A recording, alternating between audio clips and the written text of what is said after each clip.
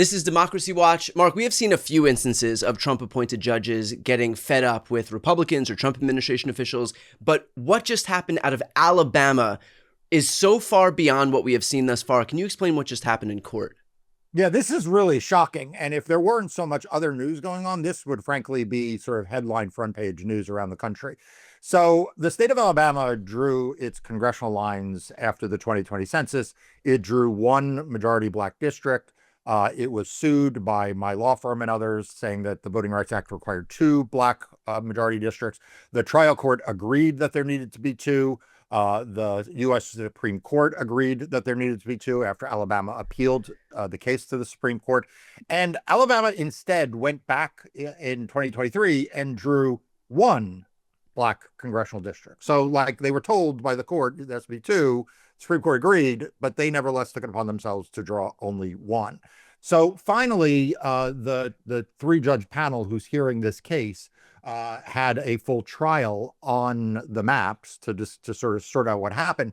And they ended up with a scathing opinion against the state of Alabama. I mean, it is the kind of opinion you rarely find out of federal courts against states.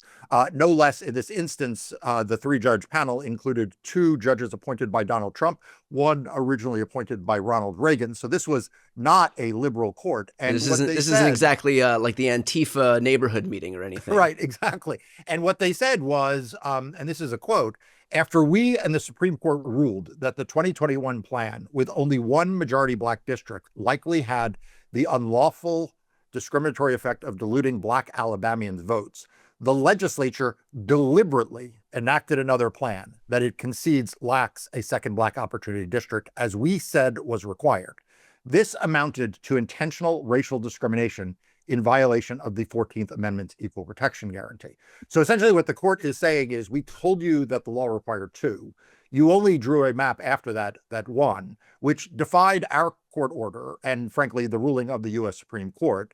And so the only inference we can draw from your defiance of court orders is that you must have really wanted to discriminate against black voters. Otherwise, why on earth would you have done this? And so, Mark, we often talk about, is there any recourse when the defendant decides to just outright defy the courts? And oftentimes there's really nothing that can be done. But what happened in this case? Yeah, so that is what really makes this such a shocking case, which is that these three judges, said, oh, and by the way, we're going to have a remedial hearing now to see whether or not Alabama needs to be bailed into the preclearance sections of the Voting Rights Act, because maybe you can't be trusted to pass your own voting or redistricting laws without pre-approval by the court. Now, you may remember, Brian, the Supreme Court struck down Section 5 of the Voting Rights Act, which was a preclearance regime that applied to states with histories of discrimination in voting. That case was Shelby County versus Holder. Basically said that the federal government has to have some oversight into what these states are doing because we just assume that they're going to racially discriminate against black citizens. Right. And one of the states that was subject to that regime was Alabama. And Shelby County, by the way, is Shelby County, Alabama. And so the Supreme Court, in their wisdom, said, well, times have changed and maybe we don't have to worry about it anymore. But these three judges are saying, times may not have changed. Right. And we have the power, even without Section 5, without the sort of national scheme, we have the power under Section 3 of the Voting Rights Act to make an individualized determination that a state is still engaged in patterns of racial discrimination in voting, and we can bail them in. And Alabama, you better show up in court wearing your best suit with your best arguments and maybe an apology on your lips, because we're holding a hearing on whether or not you need to be bailed back in to preclearance. If Alabama is bailed back into preclearance, who is the arbiter of all of this? I mean, the Supreme Court said that preclearance isn't even constitutional or isn't even necessary anymore. And so the federal government doesn't have oversight into what these states' maps look like. But what happens if it's just Alabama that's the only one bailed in? Yeah. So what the Supreme Court said is that the formula that was used to determine which states were covered and which states were not covered was antiquated, and that times had changed in the South, and that this idea that some states would be automatically sort of blacklisted and other states would be, free to pass their own laws was sort of violated the Constitution's notions of federalism. I think the opinion was total bunk. I thought it was Right. total garbage at the time. But what would happen here is that the three-judge panel of judges in Alabama, they would be the arbiters, right? They would Okay. say, look, maybe we don't have this presumption that Alabama is a bad state based on its history, but we have actual facts. I mean, we have the actual instance, not that took place in 1950, not that took place in 1970, not even in the 1990s, that took place in 2023.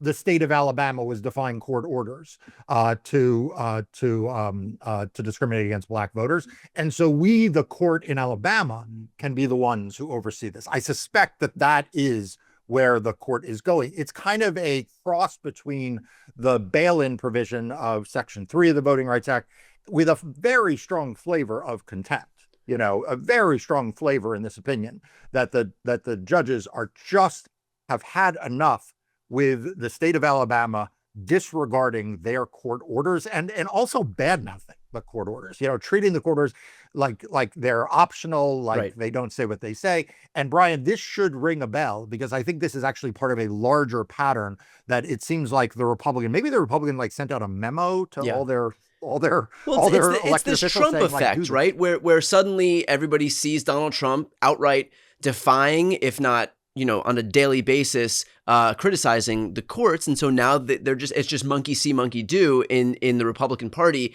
And so Trump defies the courts, Trump criticizes the courts. And so they all parrot him and do the exact same thing. But, they're learning the hard way that maybe this isn't the best strategy. Yeah, and look, I to jump topics a little bit, I think Trump is also learning this is not the best strategy. I mean, Right. in the last week, I don't know about you, Brian, but I have noticed in the last week, he looks weaker. He doesn't look like, when he was signing those executive orders and throwing the pens out and the guy, the robotic guy would come in and read them, like they were trying to project strength. Yeah. Now with Stephen Miller saying, oh, we're going to have to suspend the writ of habeas corpus, with Donald Trump saying, how many times did Donald Trump say, you have to ask my lawyers? Yeah. I don't know whether I have this power. I mean, Donald Trump seems like a weakened figure. And I think that Republicans across the board from Alabama, but also in the White House, are learning that the courts can humble them in a way that can have a real profound impact on not just what they're able to do, but the perceptions of them. As I mentioned at the top, I'm often really frustrated at the fact that the Trump administration or these Republican officials or anybody who's looking to abuse the judicial system can bring about these lawsuits and the pro-democracy faction has to be perfect.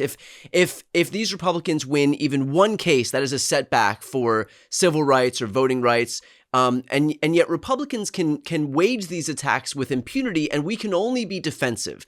And there's really no recourse for anybody waging these attacks, on our democracy more broadly.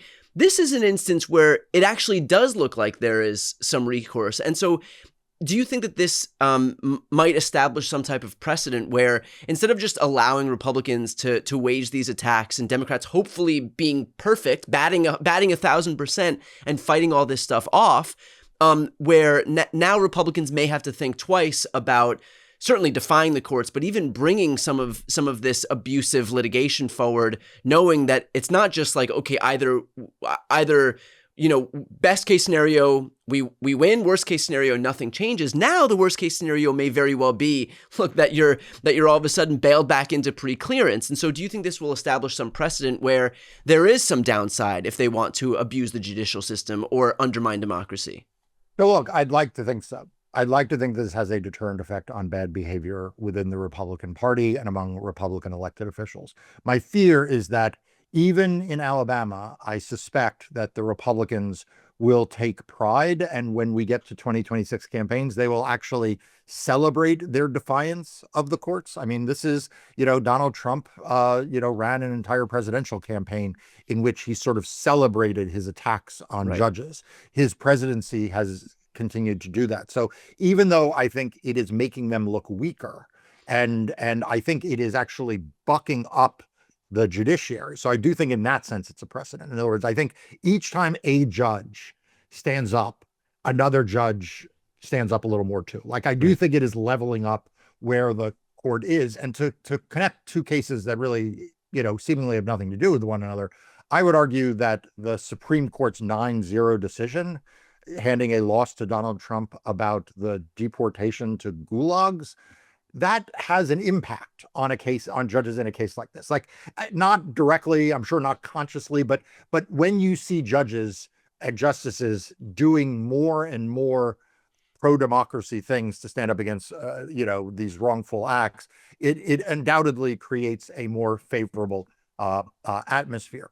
But I don't want to let pass, though, Brian, the other part of your question. And I think this is the great risk that we all face, which is when I go to court, when my team goes to court to fight against voter suppression, Republican gerrymandering, whatever it is, we have to be perfect. Like we can't misstep. We can't make an error. We can't bring the wrong case and create bad law. We can't bring even a good case. And if we lose too many of them, then Republicans gain a sense of invincibility. We have to be perfect and we have to win. And the Republicans don't have that. Like, this last week, the Republicans lost this case in Alabama. You had the Republican judge in North Carolina conceding after a Trump-appointed judge dealt him a loss in the state Supreme Court election. I know you covered that with Justice Riggs. Congratulations to you and her on all of that amazing coverage that you did throughout all of this. We saw Republicans lose an important election case for them in the state of New York involving whether elections would be on even-numbered years or odd-numbered years. And we saw Donald Trump lose a series of cases, including one just as the weekend began involving the reorganization of the government. The problem is they can lose all those cases and they just come up with another round of terribleness. And on our side, if we had lost any of those, if we had lost the case in North Carolina, you and I'd be doing a video about what that means as a precedent around the country. Right. If we had lost this in Alabama, we'd be talking about the catastrophic effect that'll have on Black voting rights throughout the country. If New York had lost that case, it would have empowered Republicans in that state to do some pretty terrible things. And so there is this asymmetry. And I wish, Brian, I could tell you I know the way out of that box, but that is what we live with and will continue to live with at least until Donald Trump is no longer in the White House. Well, the reality is that, to your exact point, that we need to be perfect in our litigation. You and your team often are, and thank God we have you guys, fighting on the front lines in the courts to preserve our democracy and to fight back against these abuses by the Republican Party. For everybody watching right now, one very small step that we can all take to support Marc and lift up his voice and his team's voice is to subscribe to his YouTube channel, Democracy Docket. I'll put the link right here on the screen and also in the post description of this video. If you're not yet subscribed, go ahead and subscribe. I'm Brian Tyler Cohen. I'm Marc Elias. This is Democracy Watch.